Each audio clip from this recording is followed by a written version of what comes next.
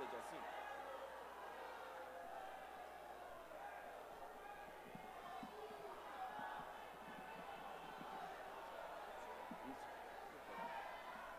Toda a honra e toda a glória seja dada ao nome do Senhor. Meus irmãos, com alegria, eu desejo saudá-los com a paz do Senhor. É uma satisfação poder estarmos aqui adorando a Deus no 31º Congresso da UMADEB aqui de Brasília.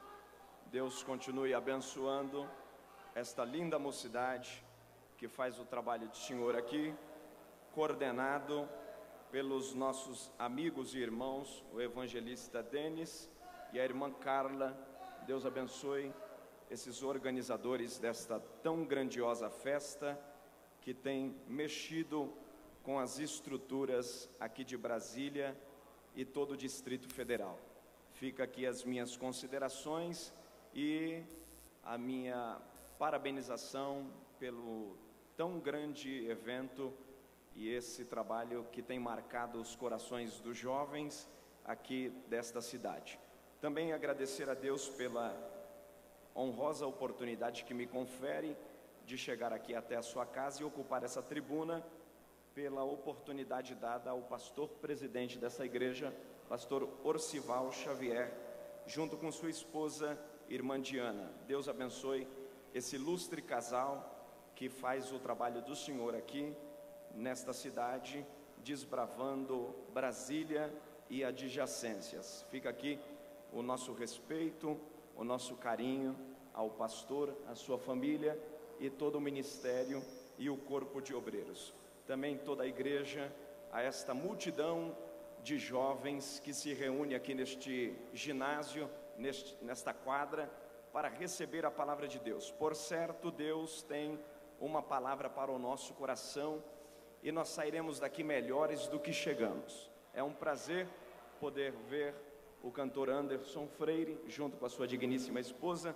Deus abençoe esse ilustre casal, esse adorador. É impossível não perceber que o céu está aqui. Eu não vou perguntar quem está sentindo Deus, porque todo mundo aqui está sentindo Deus. E se tem alguém aqui que ainda não está sentindo Deus, é possível que você esteja com algum problema, mas até o final dessa reunião, o Espírito do Senhor vai tocar o seu coração nessa noite. E você será abençoado pela palavra do Senhor. Quantos vieram ouvir Deus falar, dê um sinal com a sua mão. Se você puder, vire para a pessoa que está do seu lado, diga para ele ou para ela: Deus te trouxe aqui na UMADEB para falar com você.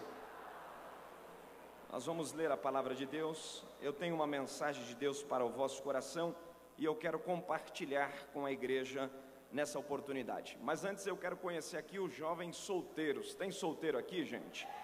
Tem? Cadê os solteiros? Os que estão cantando e os que não estão cantando na UMADEB. Dê um sinal. Solteiro, levanta a mão assim. Cadê? Fica com a mão levantada que eu tenho uma profecia para vocês. E eu vou profetizar sem falar em línguas. Levanta a mão, levanta a mão. Isso. Você está pronto para receber a profecia? Você vai casar.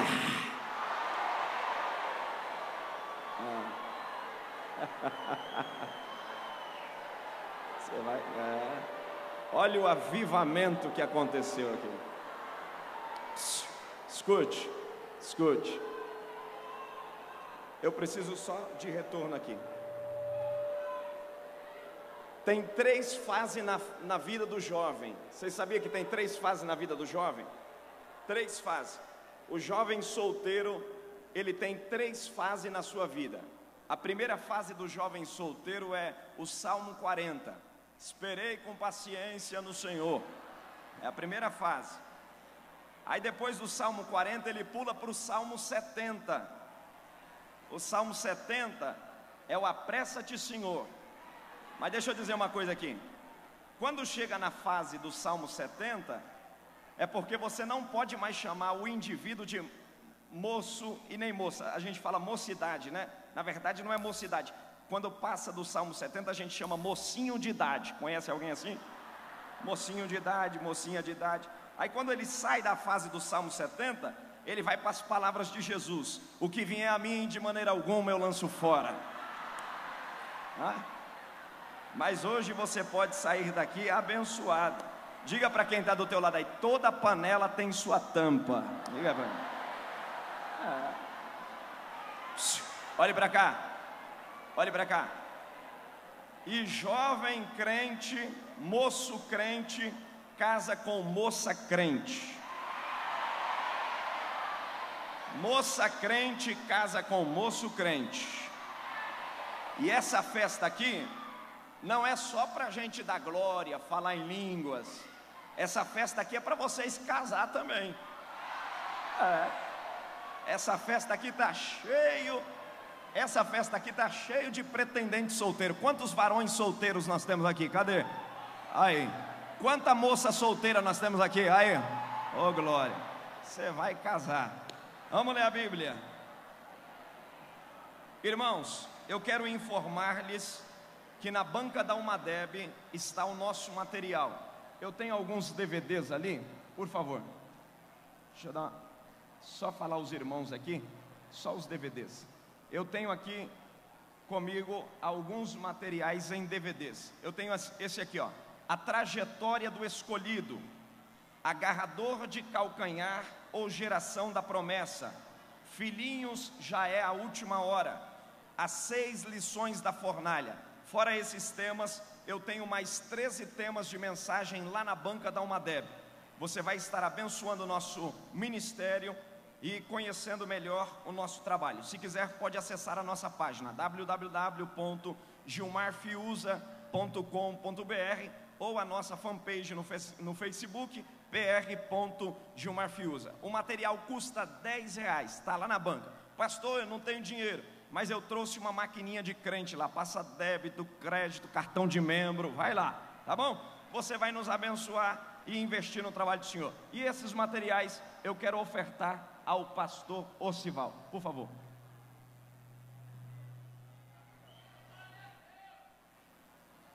Eu tenho uma mensagem de Deus para vocês aqui, Cantares de Salomão, Cantares de número 6.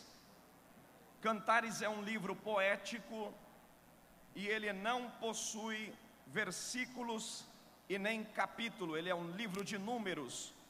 Ele é um livro poético e eu quero convidar-lhes para uma mensagem de Deus para essa reflexão. Cantares de número 6 e o verso de número 3.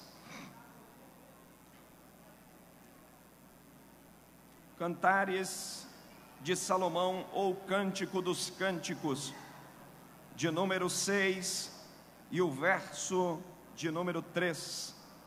Quem achou o texto, diga comigo, amém. Diz assim: eu sou do meu amado, e o meu amado é meu, ele se alimenta entre os lírios. Eu vou repetir: eu sou do meu amado, e o meu amado é meu, ele se alimenta entre os lírios. Vamos repetir só a parte A do verso 3 que diz: eu sou do meu amado e o meu amado é meu. Vamos lá? Eu sou. Mas vamos dar um brado para estourar esse lugar aqui com a glória de Deus. Vamos lá? 1, 2, 3. Eu sou.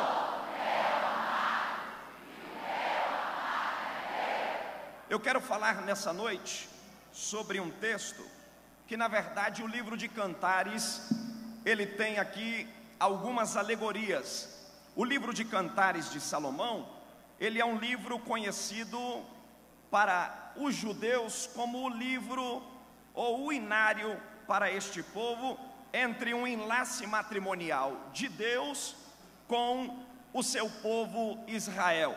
Só que nós estamos no tempo da graça, e no tempo da graça a igreja está ligada a Cristo pelo sacrifício vicário da cruz do Calvário. E dentro deste livro nós encontramos aqui algumas características, dentro de algumas alegorias, existem alguns estudiosos da Bíblia que acreditam que este livro, ele apenas pode servir como uma espécie de aconselhamento para uma vida a dois.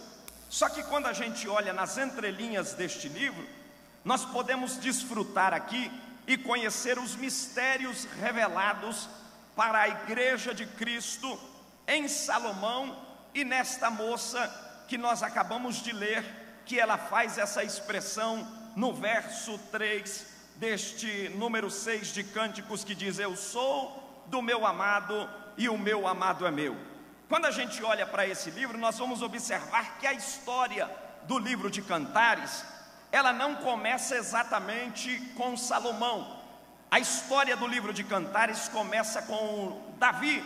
Davi, um grande rei que Deus estabeleceu, um homem poderoso. Como Davi não houve outro guerreiro, um homem forte, valente, que tomou o reino, que colocou impostos em Jerusalém para que todos pagassem para Jerusalém. Não havia guerreiro, não havia homem que adestrasse tantos valentes como fez Davi. E na velhice de Davi, o texto vai nos falar que esse homem estava cansado, e por esse cansaço que ele sente, ele está no seu palácio. Primeiro livro dos Reis, o capítulo de número 1 e o versículo de número 3, a Bíblia diz que nessa ocasião eles trouxeram uma moça. Essa moça se chama Abisag. Abisag é uma moça camponesa do deserto, e esta camponesa, ela vem para aquecer a Davi, porque na ocasião Davi sofre de uma hipotermia no seu corpo. A hipotermia é algo que deixa o calor do corpo cair, a temperatura cai, e no momento em que a temperatura do corpo cai, esse indivíduo começa a sofrer ataques de tremor. Ele sente frio sobre o seu corpo, e os historiadores e a Bíblia nos diz que ninguém continha esse tremor de Davi. Era numa ocasião em que Davi já ia passar o trono para Salomão. O Senhor havia dito para Davi que ele seria o seu sucessor, que Salomão, por sua vez, seria aquele que se assentaria no trono e que levantaria uma grande casa para que o nome do Senhor fosse adorado. E quando a gente vai olhar neste momento de fragilidade de Davi, Davi sofre desta enfermidade, o que faz com que a consciência de Davi acabe também ficando demorosa, ficando morosa.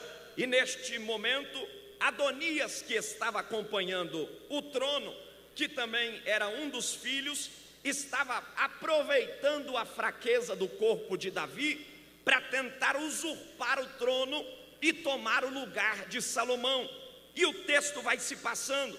A Bíblia diz que ele usurpa por algum tempo, mas o profeta Natã, que estava junto de Batseba, ele intercede a Davi dizendo: Davi, você fez uma promessa a Batseba e a Salomão, que o trono em que você está é o trono que Deus dará ao seu filho, e também a Batseba, que por sua vez existe um tratado e isso não se pode quebrar. E o texto nos diz que Salomão agora é colocado sobre o trono. Desta feita, enquanto Salomão está colocando-se no trono, Deus aparece para Salomão. E no momento que Deus aparece para Salomão, Deus aparece a ele dizendo: Salomão, pede-me o que queres que eu te dê. E ele diz: Senhor, eu não quero riqueza, porém eu quero sabedoria para entrar e sair diante desse povo. E nesse momento da velhice de Davi, enquanto Davi tem essas crises de hipotermia, o texto vai nos dizer que os conselheiros de Davi acharam por bem trazer uma moça. Eles tinham todos os paliativos, todos os remédios da época, nada sarava aquele tremor do corpo de Davi.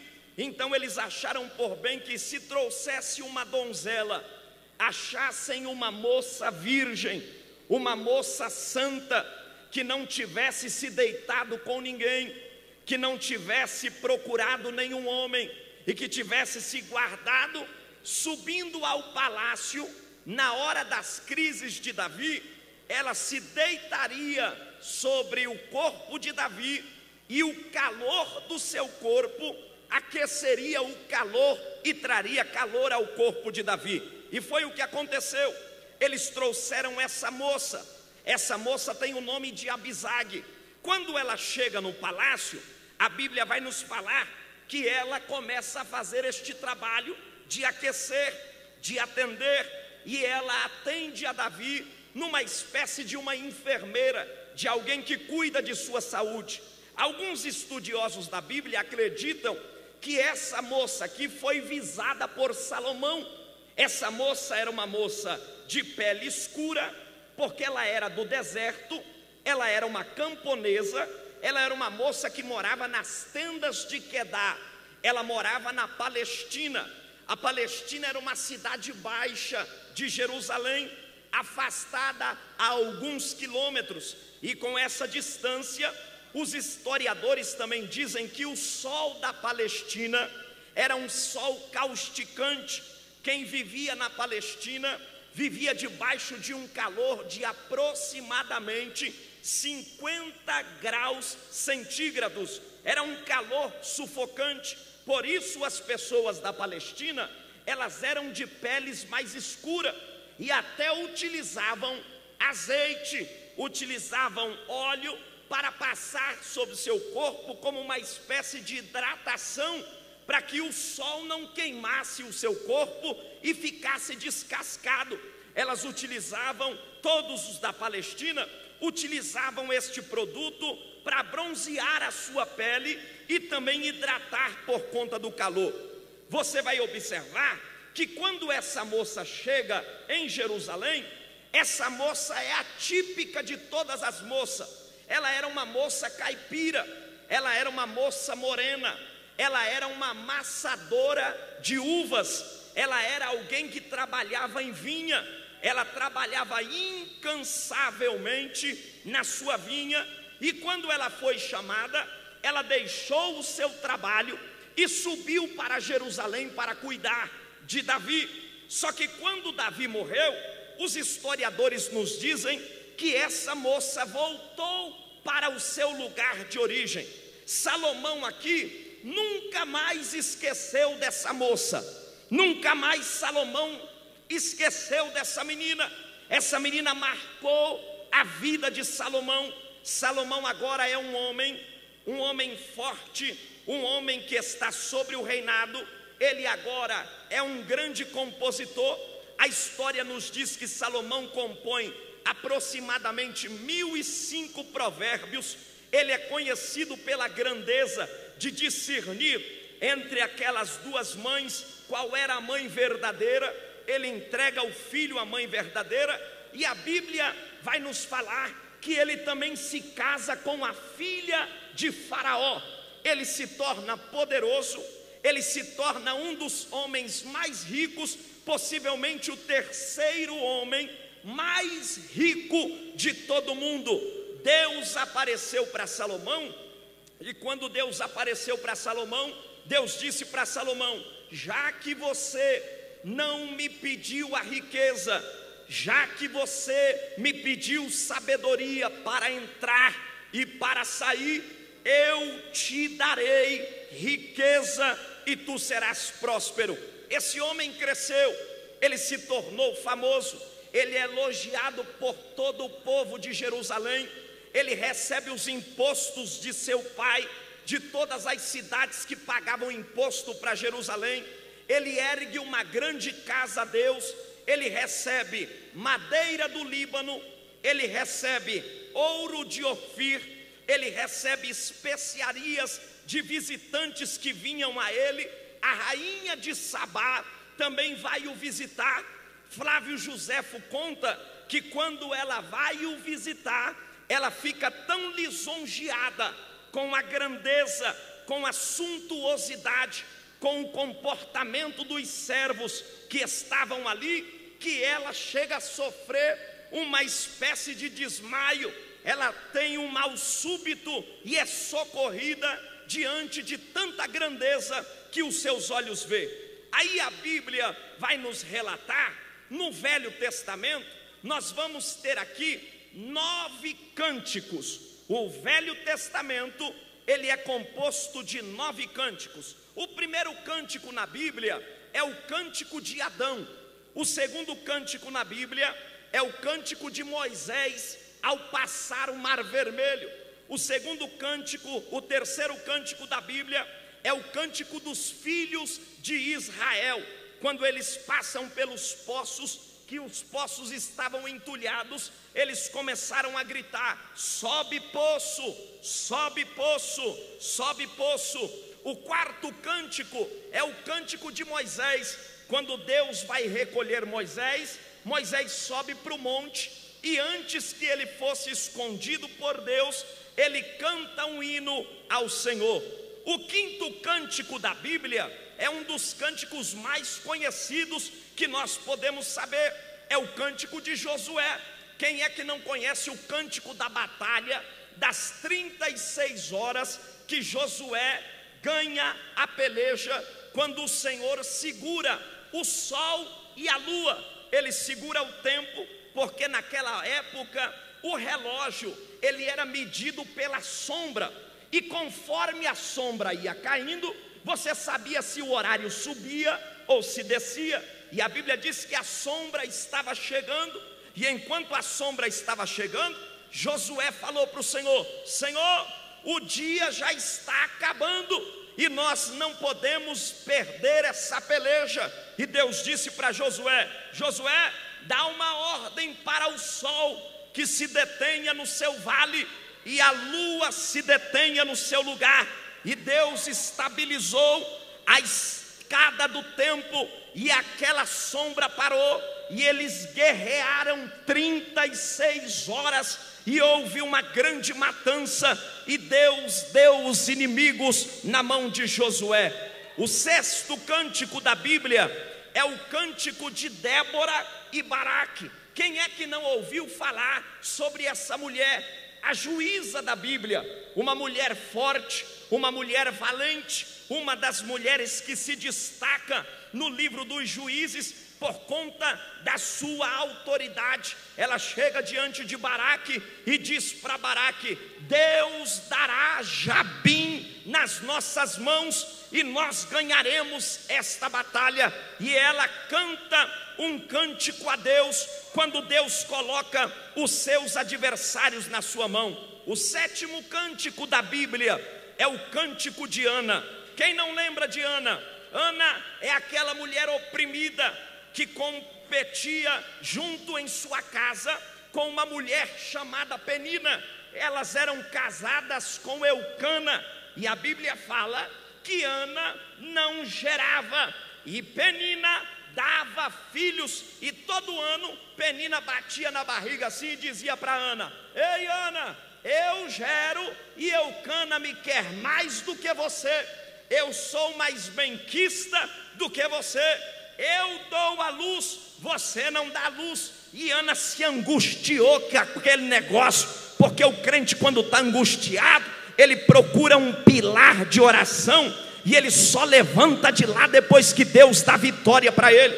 E ela se encostou no pilar da casa do Senhor, e quando ela se encosta no pilar da casa, ela não come, ela não bebe, ela não faz absolutamente nada, ela só ora compulsivamente, ao ponto de chegar à fadiga. E o texto diz que ela balbuceia com os seus lábios, e o sacerdote, quando olhou, teve ela por embriagada, e disse: não faças como a filha de Belial.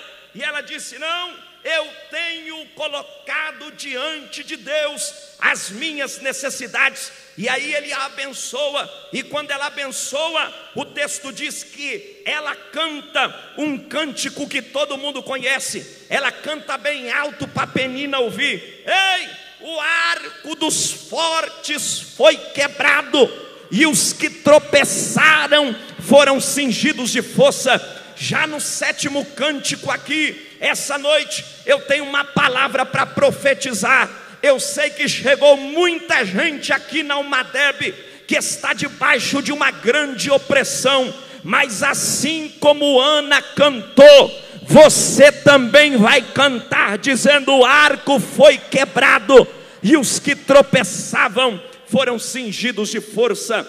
O 8º cântico da Bíblia é o cântico de Davi. Quem não lembra do cântico de Davi? O cântico de Davi é um dos cânticos mais alegres que nós vemos. É um cântico que eu costumo dizer que é o cântico sem protocolo, é o cântico sem etiqueta, é o cântico que ele não estava preso à etiqueta. O texto diz que a arca de Deus havia sido levada para a casa de Dagom, ficado lá por muito tempo, tinha sido levado para outras casas estranhas, até que passou pela casa de Abinadab, até que passou pela casa de Obed-edom. E quando eles vêm restituindo a arca, trazendo a arca na mão, Davi estava tão alegre que o texto diz que ele tirou a estola de rei.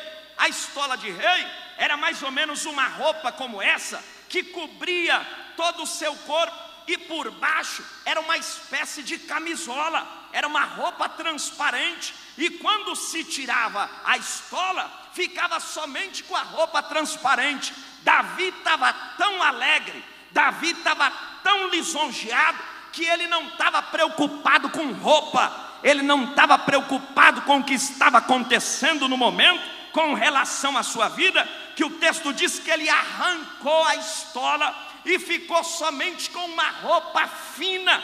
E Mical, que não gostava de adorar, ficava na janela, debruçada, olhando, achando ridículo, dizendo: o rei adorando, sem a túnica, sem a estola de rei. Aí a Bíblia diz que Davi olhou para Mical e disse: Mical, você está preocupada com ética? Você está preocupada com etiqueta?